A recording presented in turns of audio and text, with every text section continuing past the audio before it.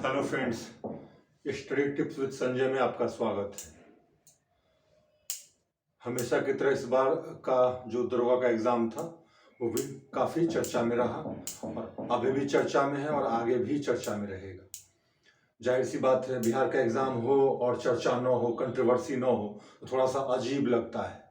तो इसलिए चर्चा और साथ साथ कंट्रोवर्सी दोनों बिल्कुल बिहार के किसी भी एग्ज़ाम से जुड़े हुए हैं। और जब बात दरोगा के एग्ज़ाम की हो तो फिर क्या कहना, question out, question viral, question pattern के संबंध में बहुत सारे क्लेम्स।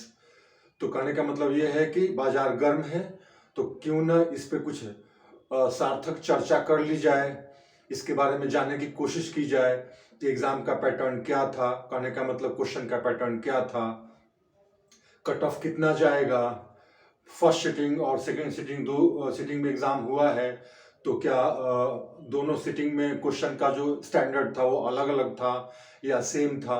ऐसी बहुत सारी बातें जो चर्चा में हैं और अधिकांश स्टूडेंट्स का मानना है कि नहीं, जो क्वेश्चन पैटर्न था या क्वेश्चन का स्टैंडर्ड था वो फर्स्ट और सेकेंड सिटिंग में अलग अलग था और ये कहीं से भी ठीक नहीं है। खैर, जो भी हो, जैसा कि आपने सुना होगा, एक लाइफ में कुछ भी हो सकता है। तो ज़्यादातर स्टूडेंट्स यही सोच रहे हैं कि क्वेश्चन मेरा तो फर्स्ट सिटिंग में था, मेरा तो टफ था, सेकंड सिटिंग में वाले का तो बस 12 है, उनका तो क्वेश्चन आसान था, वो तो सारे के सारे वो सेकंड सिटिंग वाले ही बाजी मार लेंगे।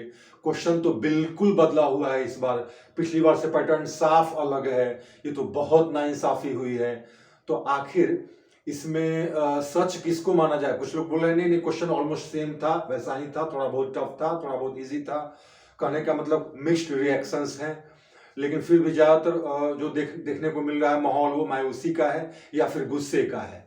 तो ऐसे में यह उचित है कि क्यों ना हम दोनों शिफ्ट के क्वेश्चंस का थोड़ा एनालिसिस कर लें, देखें, जानें कि आखिर क्वेश्चन के स्टैंडर्ड में क्या बहुत ज़्यादा फर्क था और नंबर ऑफ क्वेश्चंस जो डिस्ट्रीब्यूट किए गए डिफरेंट डिफरेंट डिसिप्लिन्स में वो क्या काफ़ी उनमें अंतर था और वस्तु स्थिति क्या है दरअसल, इसको जानने की कोशिश करें। इससे फ़ायदा यह होगा कि हम कट ऑफ को निर्धारित करने में शायद कुछ ज़्यादा एक्यूरेसी पा लें। तो कट ऑफ को बताने से पहले मैं चाहूँगा कि मैं आप लोगों के साथ दोनों शिफ्ट में हुए क्वेश्चंस का डिस्ट्रीब्यूशन डिसिप्लिन वाइज क्या था, अर्थात किस सब्जेक्ट से कितने क्वेश्चंस फर्स्ट सिटिंग में आए थे और कितने सेकेंड सिटिंग में आए थे, क्वेश्चन के स्टैंडर्ड क्या थे, इन पर चर्चा कर लेते हैं। फिर जहाँ तक क्वेश्चंस की अवेलेबिलिटी की बात है तो मेरे पास लगभग 90 क्वेश्चंस दोनों ही सिटिंग के उपलब्ध हो सके। वैसे तो कई महानुभाव थे जिनको बाद में मैंने देखा, जिनको ओरिजिनल क्वेश्चन के आप कह सकते हैं फोटोज बड़ी आसानी से उपलब्ध हो गए थे और उन्होंने इसे उपलब्ध कराया भी, लेकिन हम लोग उतने लकी नहीं हैं या यूं कहिए कि पहुंच वाले नहीं हैं। तो खैर, जो भी हो, जो भी हमारे पास उपलब्ध था क्वेश्चन, उसके आधार पर हम देखते हैं कि फर्स्ट सिटिंग और सेकेंड सिटिंग में क्या स्थिति रही, क्वेश्चन का डिस्ट्रीब्यूशन कैसा था। आइए देखते हैं।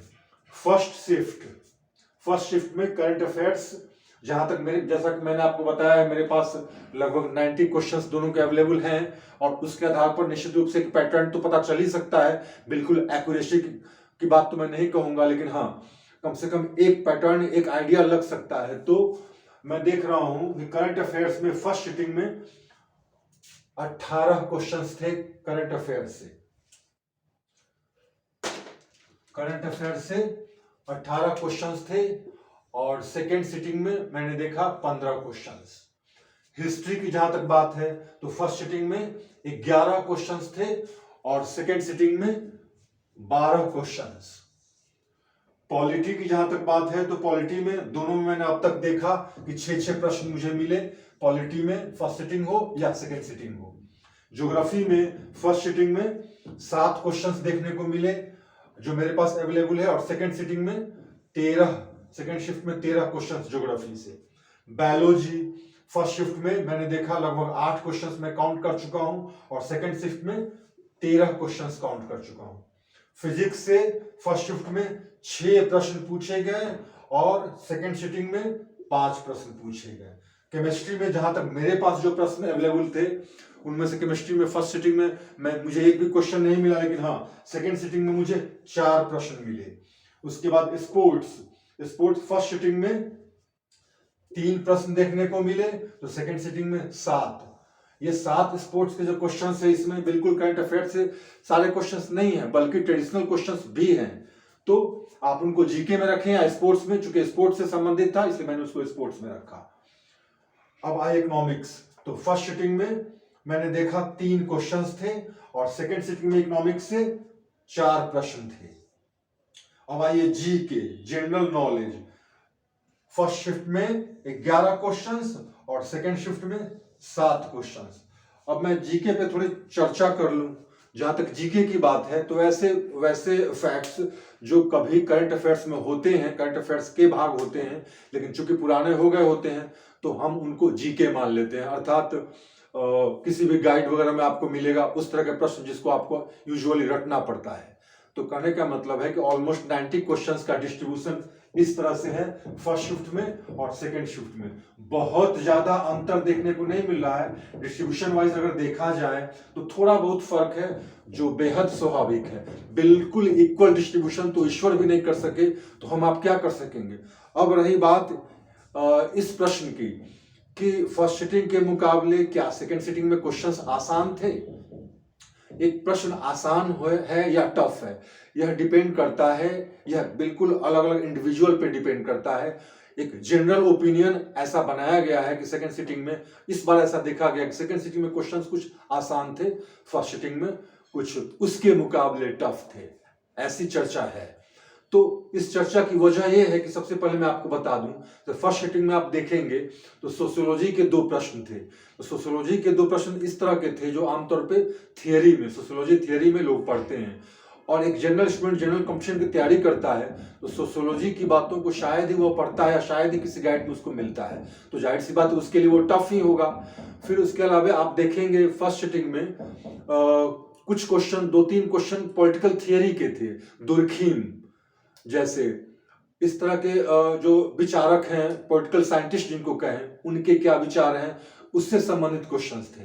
तो आमतौर पे कॉम्पिटिटिव एग्जाम्स में गाइड वगैरह में कहीं कुछ स्टेटमेंट वगैरह आमतौर पे कुछ मिल जाता है इस तरह का, लेकिन डीप में दुर्खीम या किसी भी पॉलिटिकल साइंटिस्ट या सोशियोलॉजी के किसी डीप थियरी के बारे में कहीं जानकारी न दी जाती है, और न ही लड़के उसके लिए बोदर करते हैं, उसको अलग से कोई नहीं पढ़ता।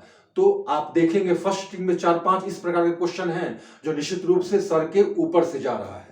सबसे पहली बात यह है जिस पर सबसे अधिक लोगों की नजर गई है और जिसकी वजह से यह धारणा बनी है कि फर्स्ट सिटिंग में क्वेश्चंस थोड़ा टफ थे। उसके अलावा आप फर्स्ट सिटिंग में साइंस के क्वेश्चन को देखेंगे, फिजिक्स के या फिर बायोलॉजी के, तो आपको पता चलेगा 2 बातें स्पष्ट होंगी। एक तो ये कि क्वेश्चंस बिल्कुल भीतर से घुस कर पूछा गया। कहने का मतलब वो वन लाइनर वाला जो कॉन्सेप्ट जो आमतौर पे आप गाइड, जिसको आपने ये क्या नाम है, लूसेंट को अपने बाइबल या आप क्राउन को आप बाइबल बनाने जा ही रहे हैं क्योंकि आपको लगता है कि इसी से सवाल आएंगे ही, तो वन लाइनर पढ़ने की जो जबरदस्त बीमारी है, उस तरह के क्वेश्चंस नहीं थे। साइंस में कई ऐसे क्वेश्चंस थे जिनके लिए आपको बहुत बेहतर अंडरस्टैंडिंग की जरूरत थी। तो फर्स्ट सिटिंग में मैंने देखा है कम से कम 3-4-5 क्वेश्चन ऐसे थे जो बिल्कुल साइंस की बेहतर अंडरस्टैंडिंग वाले ही बना सकते हैं। रेडियो एक्टिविटी की अच्छी समझ हो तब आप उस क्वेश्चन के आधार पर आंसर निकाल सकते थे। सेल स्ट्रक्चर की बहुत बेहतर समझ हो तब आप सेल ऑर्गेनेल्स जो है, अलग अलग माइटोकॉन्ड्रिया, या फिर आप ये ले लेते हैं राइजोबियम वगैरह, जो भी हो उसको आप सही ढंग से बतला पाते। तो यह परेशानी हुई कि साइंस से कुछ अच्छे क्वेश्चंस थे, वन लाइनर का कॉन्सेप्ट काम नहीं आया। ये पॉलिटिकल थिंकर से प्रश्न आ गए, सोशियोलॉजी से कुछ क्वेश्चंस आ गए। तो इस तरह के जो कुछ क्वेश्चंस थे ऐसे, जिससे एक धारणा बनी कि पहला सिटिंग में जो एग्जाम था वह टफ था। हाँ, ये क्वेश्चन निश्चित रूप से एब्सर्ड थे, लेकिन इस क्वेश्चन को आप माइनस कर दीजिए तो बाकी क्वेश्चंस आप देखेंगे तो ऐसा नहीं है कि बिल्कुल ऊपर चंद्रमा पर से लेकर आया था। क्वेश्चंस टफ या इजी मैंने बताया, हर पर्सन टू पर्सन वेरी करता है। तो उस हिसाब से बिल्कुल एब्सर्ड या ऐसा कि बिल्कुल न ही बनने वाला हो, ऐसा कुछ नहीं लग रहा था। करंट के क्वेश्चंस थे, अच्छे बनाए गए थे, और कई क्वेश्चंस बिल्कुल वन लाइनर जो आप चाहते हैं वैसे भी थे। लेकिन अब सेकेंड सिटिंग के क्वेश्चंस की बात कर ले तो फर्स्ट सिटिंग के मुकाबले सेकेंड सिटिंग के जो क्वेश्चंस थे उसमें आप देखेंगे, उसमें भी अगर आप गौर करें तो आप पाएंगे इकोनॉमिक्स से जो क्वेश्चन कुछ थे, जैसे इकोनॉमिक्स में 4 क्वेश्चन थे सेकेंड सिटिंग में, तो आप देखेंगे कि ये भी कॉन्सेप्चुअल थे, इकोनॉमिक्स से, थियरी से क्वेश्चंस थे, जो आमतौर पे 10th या 12th की किताब में जो मांग की लोच वगैरह जो होता है, जो आमतौर पे हम लोग कॉम्पिटिटिव एग्जाम के लिए अप्लाइड इकोनॉमिक्स नहीं पढ़ते हैं बल्कि इकोनॉमिक्स के थियरी को पढ़ते हैं, तो उससे वह ये क्वेश्चंस बन पाते हैं। कुछ इस तरह के क्वेश्चंस थे जो अप्लाइड हम लोग पढ़ते हैं आमतौर पर सभी एग्जाम्स के लिए, उससे क्वेश्चंस को नहीं पूछा गया था। तो इस वजह से इकोनॉमिक्स से क्वेश्चन सेकंड सिटिंग में थोड़े बहुत वो भी अजीब से थे, जो अगर किसी ने नहीं पढ़ा होगा, नहीं समझा होगा तो उसको परेशानी हुई होगी।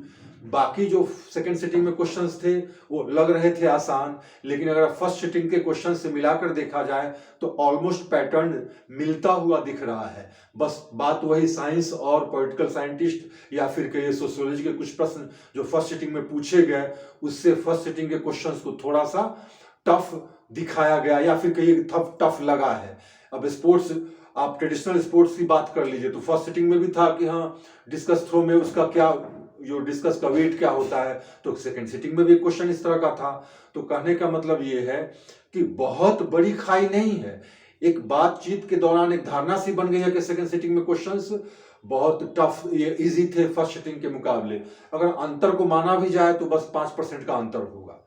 अब आते हैं, अब इस मुद्दे पर देखते हैं कि क्वेश्चन की प्रकृति जो है पहले के मुकाबले, जैसे पिछले साल एग्जाम हुआ था तो उसके मुकाबले कहा जा रहा है पैटर्न बिल्कुल बदल दिया गया है, बिल्कुल बदल दिया गया है। दरअसल इसकी वजह यह है, ऐसा कहने की वजह यह है कि पिछले साल दरोगा का जो एग्जाम हुआ था उस क्वेश्चंस को आप देखेंगे तो आमतौर पे वे सारे क्वेश्चंस जो बीपीएससी में अब तक एग्जाम होता रहा है पिछले 4-5 साल पहले तक, जो पैटर्न अपनाया गया था दरोगा वाले एग्जाम में, पिछली बार के दरोगा के पीटी में ऑलमोस्ट उसी पैटर्न को फॉलो किया गया था इनफैक्ट, तो उससे लड़के परिचित थे। और इस बार थोड़ा सा उससे अलग है। सच पूछा जाए तो जो एक्साइज इंस्पेक्टर का एग्जाम हो या पुलिस इंस्पेक्टर का एग्जाम हो या इन्फोर्समेंट सब इंस्पेक्टर का एग्जाम हो, इसका इन एग्जाम्स के जो क्वेश्चन के पैटर्न है वो बिल्कुल यही पैटर्न है जिस पैटर्न को इस बार फॉलो किया गया। इनफैक्ट पिछली बार दरोगा का जो एग्जाम हुआ है वो पैटर्न थोड़ा बहुत चेंज था और उसको बीपीएससी के पैटर्न जैसा बनाया गया था। वास्तव में आपके दरोगा का एग्जाम या दरोगा लेवल का जो भी एग्जाम होता है बिहार में, उसका वास्तव में पैटर्न यही है जो इस बार पूछा गया। आप देखेंगे पहले के क्वेश्चंस को, इस तरह के जो भी एग्जाम्स होते हैं, चाहे एक्साइज वाला हो, चाहे इन्फोर्समेंट वाला हो, चाहे दरोगा वाला हो, पहले क्वेश्चंस आप देखेंगे तो आप पाएंगे इकोनॉमिक्स से अप्लाइड इकोनॉमिक्स से क्वेश्चंस नहीं होते हैं, वो इकोनॉमिक्स से थियरी से क्वेश्चन पूछते हैं। वर्ल्ड हिस्ट्री के 1-2 क्वेश्चंस पूछे जाते हैं उसमें, तो या फिर आपको कुछ ऐसे एब्सर्ड क्वेश्चंस मिलेंगे जो होंगे पॉलिटी के लेकिन वो थियरी के होंगे। इस तरह के कुछ क्वेश्चंस लगातार पहले के क्वेश्चंस को अगर आप देखेंगे तो आप पाएंगे कि इस तरह के क्वेश्चंस हमेशा से पूछे जाते रहे हैं। बस पिछली बार दरोगा के पीटी के एग्जाम में यह पैटर्न चेंज किया गया और ऐसा लगा कि ये दरोगा का एग्जाम नहीं, ये तो बीपीएससी का एग्जाम है। लगभग उसी स्टैंडर्ड को मेंटेन करने की कोशिश की गई थी या फिर अप्रोच को अपनाने की कोशिश की गई थी। इस बार कमीशन ने रिवॉल्ट किया, इस बार कमीशन ने वही टिपिकल तरीका अपनाया जो दरोगा लेवल के जितने एग्जाम्स अब तक बिहार में होते जा रहे हैं और जिस पैटर्न को अब तक फॉलो किया जाता था, जिस तरह के क्वेश्चंस को जो कि आप उम्मीद नहीं करते हैं और आ जाते हैं और तब परेशानी होती है, उसको इस बार फॉलो किया। पिछली बार पैटर्न में बदलाव था, इस बार उसी पुराने पैटर्न को लाया गया है जिसमें सोशियोलॉजी, पॉलिटी या इकोनॉमिक्स के अजीब अजीब कुछ क्वेश्चंस थे या फिर कुछ पुराने ऐसे क्वेश्चंस थे जो आमतौर पे रट्टा मारने पे ही शायद याद हो, अदरवाइज याद नहीं रह पाता है। तो इस वजह से काफी ह्यू एंड क्राई है कि क्वेश्चंस का पैटर्न काफी बदला हुआ है। मैं इस बात से पूरी तरह सहमत नहीं हूं। आप पिछले क्वेश्चंस को देखिए, पिछली बार के दरोगा के एग्जाम के क्वेश्चन को छोड़कर उसके पहले के उस लेवल के जितने एग्जाम से उसके क्वेश्चन को आप देखिए, कई क्वेश्चंस तो हूबहू पूछे हुए क्वेश्चंस आए हैं बिल्कुल, लेकिन पिछली बातों को लोग याद नहीं रखते, अपने मुताबिक प्रश्न नहीं आया तो हंगामा मचता ही है और इस बार यही बचा हुआ है। अब जहां तक क्वेश्चन आउट होने की बात है तो बड़ा कहना मुश्किल है कि क्वेश्चन आउट हुआ है कि नहीं, लेकिन यह बड़ा कुछ अजीब सी बात जरूर है कि जिस एग्जाम में क्वेश्चन लड़कों को नहीं दिया जाना है, ओएमआर सीट नहीं दिया जाना है, उसके फोटोज बिल्कुल सर्कुलेट हो रहे हैं या निश्चित रूप से कहीं ना कहीं कोई लूप होल है, कहीं ना कहीं कोई लीकेज है जिसके बारे में ठीक से पता करना पड़ेगा। लेकिन जो भी हो, जहां तक मैं मानता हूं कि लाइफ में कुछ भी हो सकता है, हम बिल्कुल मायूस होकर और यह सोचे कि नहीं बिल्कुल गड़बड़ हो ही गया, उससे बेहतर यह क्यों नहीं सोचे कि जो हमने बनाया है उसी में कुछ बेहतर हो जाए इस बार, और उसको सोचकर हम क्यों ना अपने जो हमारा जो स्कोर है उसको काउंट करें, फिर देखें कि कट ऑफ के आसपास हम जा रहे हैं या उससे अधिक जा रहे हैं, उससे कम जा रहे हैं, या क्या स्थिति है हमारी। तो हमेशा पॉजिटिव सोचकर चले। और आते हैं अब हम लोग बात करते हैं कट ऑफ की, कि इस एग्जाम में जो भी हुआ जैसे भी हुआ, अब एक कट ऑफ तो निर्धारित करना पड़ेगा। ढेर सारे ऐसे कट ऑफ आए हैं, आपने देखा होगा। तो इसी सिलसिले में एक कट ऑफ मुझे भी लगा कि मैं भी इस एग्जाम के कट ऑफ की चर्चा करूं। और जहां तक मेरा अपना मानना है कि चूंकि 2213 सीट से आपको पता है 20 गुना रिजल्ट आने वाला है, यह भी आपको पता है, तो उस हिसाब से 42,000 समथिंग रिजल्ट आने की उम्मीद है। 44,000 कुछ आप मानकर चलिए। तो चूंकि लास्ट कट ऑफ पे कई स्टूडेंट्स आ जाते हैं, तो आप मानकर चलिए कि लगभग 45,000 या 45,000 से थोड़ा अधिक रिजल्ट आ सकता है। इसमें बिल्कुल कोई मतलब शक की गुंजाइश नहीं है। 2213 सीट है, पिछले बार से थोड़ा कम सीट जरूर है, लेकिन फिर भी मोर और लेस 45-46 के आसपास, 45-46,000 के आसपास सीट ये रिजल्ट तो आएगा ही आएगा। और उस हिसाब से हम देखें कि कट ऑफ क्या जाता है। और जहां तक मेरा मानना है कि कट ऑफ कम जाएगा, इस बात की गलतफहमी में आप न रहें, बिल्कुल भी नहीं रहें। और यह भी ध्यान रखें कि जितने भी एग्जाम होते हैं उसमें यूजुअली 70% तक प्रेजेंस रहता है। 70 हो सकता है इस बार प्रेजेंस ज्यादा हो, 100 में 80 लोग उपस्थित हुए हो, लेकिन जो भी हो वास्तव में कंपटीशन 30 to 40% के बीच ही होता है। तो घबराने की कोई बात ही नहीं है। अगर आपने ईमानदारी से पढ़ा और आपने अगर सही तरीके से निर्णय लेकर एग्जाम में टिक लगाया है, गोल किया है, रंगा है, तो आपको घबराने की जरूरत नहीं है। 30 से 40% स्टूडेंट्स के बीच ही फाइट होती है, बाकी लोग जाते हैं एग्जाम देकर चले आते हैं। फाइट 30 to 40% ही एक्सपीरियंस में स्टूडेंट्स में होता है। उस हिसाब से आपको देखना है कट ऑफ, और देखना है यह भी कि आपने क्या स्कोर किया है। तो आइए हम कट ऑफ की चर्चा करें। मैं इस पे लिखता हूं जनरल कैटेगरी मेल। मैं यहाँ पे परसेंटेज नहीं दूंगा, मैं यहाँ पे मार्क्स दूंगा, क्योंकि आपको पता है निगेटिव मार्किंग है, तो परसेंटेज के बजाय टोटल मार्क्स आप कितना सिक्योर कर पा रहे हैं यह आप देखें, उस आधार पे आप निकाल लें कि आपका कितना परसेंटेज हो रहा है। तो जहां तक मुझे लगता है कट ऑफ कम जाने की उम्मीद नहीं है। पिछली बार 66 पॉइंट समथिंग परसेंट गया था, उतना या उससे थोड़ा अधिक ही जाएगा, उससे कम की गुंजाइश नहीं है। हाँ, यह सही है कि आपको खुश करने के लिए मैं थोड़ा कट ऑफ कम कर दूं ताकि आप खुश हो, नहीं ये संभव नहीं है अभी खुश कर दूं और आप बाद में परेशान हो। चलो थोड़ी देर के लिए गाली ही सुन ले, लेकिन जो कट ऑफ मैंने सोचा है मैं वही बताऊंगा। तो जनरल मेल के लिए कट ऑफ मार्क्स यूं कहिए 132 to 132 मार्क्स, नॉट परसेंटेज, मैं मार्क्स की बात कर रहा हूं। जनरल फीमेल के लिए मुझे लगता है 88 to 92 मार्क्स, और जनरल इकोनॉमिकली वीकर सेक्शन के लिए 118 से 122 मार्क्स। जनरल कैटेगरी में फीमेल के लिए जो इकोनॉमिकली वीकर सेक्शन से हैं उनके लिए 62 to 66। अब देखिए आता है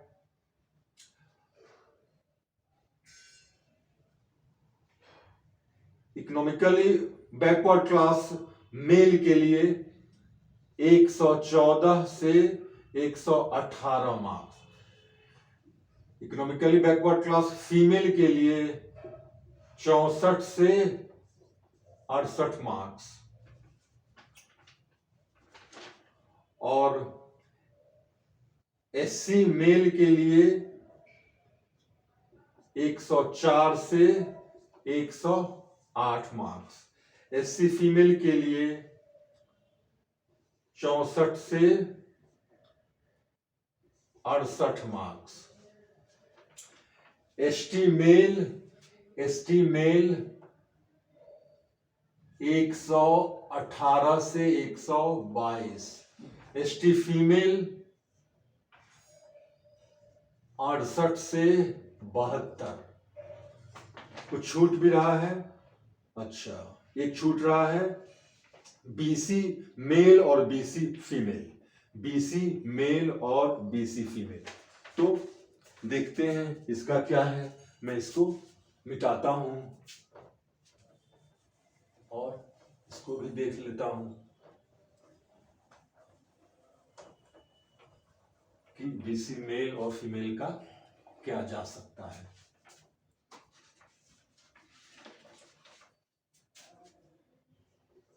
बीसी मेल का 126 से 130 और बीसी फीमेल का 74 से 78। शायद आप देख पा रहे होंगे जनरल कैटेगरी मेल 132 से 36 मार्क्स, जनरल कैटेगरी फीमेल 88 से 92, 88, 92। इकोनॉमिकली वीकर सेक्शन मेल 118 से 122, economically weaker section female 62 to 66, economically backward class male 114 से 118, ईबीसी फीमेल 64 से 68, 64 से 68, एससी कैटेगरी मेल 104 से 108 और एससी कैटेगरी फीमेल 64 से 68, 64 to 68। ST scheduled tribe male 118 से 22, शेड्यूल ट्राइब फीमेल 68 से 72 और बैकवर्ड क्लास मेल 126 से 30, बैकवर्ड क्लास फीमेल 74 से 78, 74 to 78। कहने का मतलब ये कि नंबर ऑफ सीट्स तो कम है ही और नेक टू नेक फाइट होगा। जैसा मैंने बताया 30 to 40% मैक्सिमम एस्पिरेंट्स के बीच ही फाइट होता है। जिनका अध्ययन, जिन्होंने पढ़ाई थोड़ा डिटेल में किया होगा, थोड़ा ब्रॉड अध्ययन किया होगा, बिल्कुल वन लाइनर पर जिन्होंने फोकस नहीं किया होगा, थोड़ा डिटेल में पढ़ा होगा, तो उन्होंने अच्छा किया होगा। और इस नाते यह सोचना कि नहीं कट ऑफ, जैसे काफी चर्चा है, क्वेश्चंस तो अजीब सा था, टफ था, पता नहीं कैसा था, कहाँ से इसको सेट किया गया, ये वो, सब के बावजूद आप यह जान लें अब वह समय नहीं है कि कट ऑफ नीचे जाता है, कट ऑफ उतना ही रहता है या ऊपर जाता है। आप और भी एग्जाम्स का पैटर्न ले लीजिए, और भी एग्जाम्स का एग्जाम्पल्स ले लीजिए।